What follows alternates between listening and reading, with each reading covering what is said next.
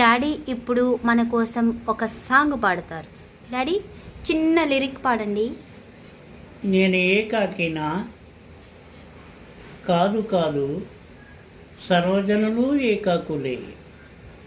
అన్నదమ్ములను ఆలు బిడ్డలు కన తల్లి తండ్రులను